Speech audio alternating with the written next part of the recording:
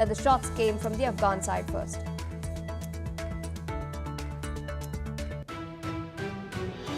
Well, viewers, those are the headlines and our top focus.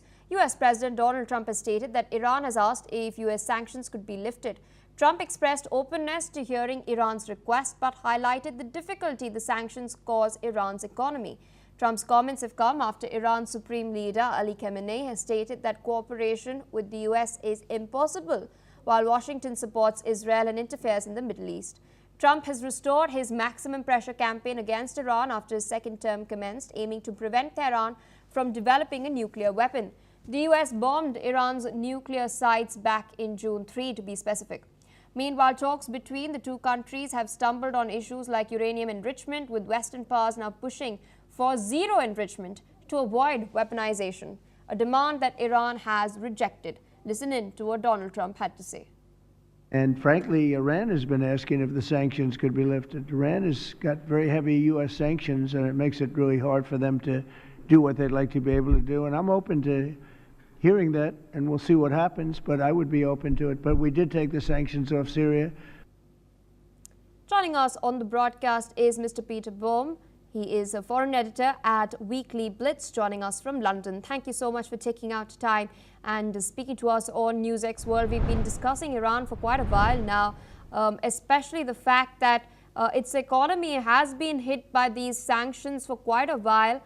Several of its key trading partners also stopped buying oil, for example, India, in light of these sanctions that were placed over it. What do you make of Trump's statements? Is he like leaving the door open for negotiations to take place on the nuclear question? Good morning, Pia. It's a pleasure to be with you again. Yes, indeed. I think Trump would be amenable to talks, but Iran has to fulfill certain conditions. And I'm sure that some of those conditions would be the following. They would have to rein back the Houthis, which they seem to have done. There have been no recent attacks by the Houthis on shipping in the waters that they're responsible for, nor have there been any recent firings of missiles into Israel. The other thing I'm sure President Trump would have insisted is that Iran stop funding the rearmament of Hezbollah, Yes. who seem to be regrouping in that part of Lebanon that they currently control.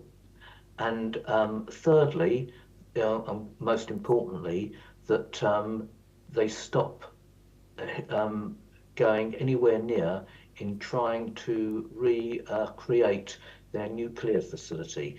Now, providing that the Iranians abide by those requests, and there may be others, but those are the ones that I see as being the most important, then I think Trump would be amenable to discussions. But we have to bear in mind one other thing. What's driving the Iranians to do this? Because they are politically isolated, and militarily they and their proxies have suffered quite severe losses. But more importantly, in Iran itself, and I think we've spoken about this several times, they are undergoing a domestic crisis driven by lack of water, and which is feeding through to lack of agricultural production. It's feeding through schools and hospitals being closed. It's being forced for infrastructure deterioration, and a whole host of many things. So Iran is really struggling as a result of domestic issues brought about by a water crisis, Yes. basically. So to answer your question, I think Trump would be amenable to that, providing Iran to negotiations, providing Iran abides by certain conditions, but it's really being driven by Iranian weakness rather than by US strength. All right, so requesting you to stay on with us as we're tracking further updates. After weeks of speculation, US President Donald Trump has now stated that the International Stabilization Force for Gaza would be on the ground very soon. The United Nations Security Council will soon start negotiations on a US-drafted resolution to endorse President Trump's Gaza peace plan and authorize a 2-year mandate for a transitional governance body and the International Stabilization Force. The US formally circulated the draft resolution to the 15 council members late on Wednesday and has stated that it has regional support from Egypt, Qatar, Saudi Arabia, Turkey and the United Arab Emirates for this. Listen in to Trump's remarks. Do you have an update on how soon that international stability force may be on the ground in Gaza? Very soon. It's going to be very soon. And Gaza is working out very well. And you haven't been hearing too much about problems. And I'll tell you, we've had countries that have volunteered.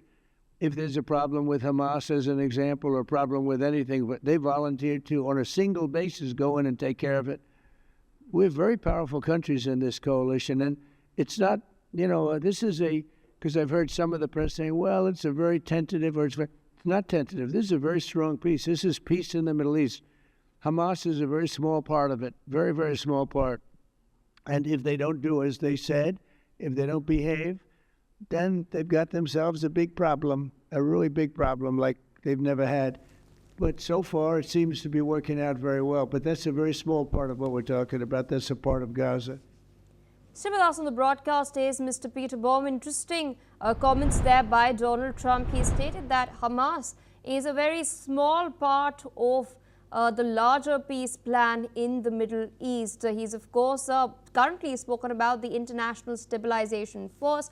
His resolution has backing from Egypt, Qatar, Saudi Arabia, Turkey, United Arab Emirates. What is this indicative of? He's looking at setting the tone for something bigger, undoubtedly. For sure, and in many respects, Pierre, it goes back to your previous question regarding Iran. Because as we all know, for decades now, Hamas has been supported militarily, financially and politically by Iran. Iran is no longer in a position to offer such support, and therefore Hamas is more isolated than she has ever been, given that other countries such as Egypt, Qatar and Turkey, who, let's face it, are not unfriendly towards Hamas, but would rather that they weren't in the picture. Those three countries have given full support to Donald Trump. So the prospects for a more peaceful Gaza going forward, providing a stabilization force can be implemented in a reasonably short period of time, but more importantly, provided that the makeup of the stabilization force is agreed by Israel. Now, something very, very interesting happened overnight, as I'm sure you and your viewers are aware, is that Kazakhstan, a Muslim country, Yes. joined the Abraham Accords. It would not surprise me if countries such as Kazakhstan and perhaps even Azerbaijan, two Muslim countries, were able to employ some of their forces in Gaza. That would be a PR win for everybody, because Muslim nations who Israel are friendly with would help. It wouldn't surprise me also if countries that were previously had in Africa, who still have close ties to Israel for agricultural Yes. reasons, such as Tanzania, who indeed are having a difficult time domestically at the moment. But it wouldn't surprise me if such countries like Tanzania and indeed Kenya, Uganda perhaps, would also give some of their forces to the stabilization force. So the makeup of the force is going to be very, very interesting. But as soon as it can be expedited, the better, and then that would surely pave the way for stage 2 of the Trump peace plan to go forward. Indeed, so with that, I would like to thank you for taking our time sharing your analysis with us on NewsX World today.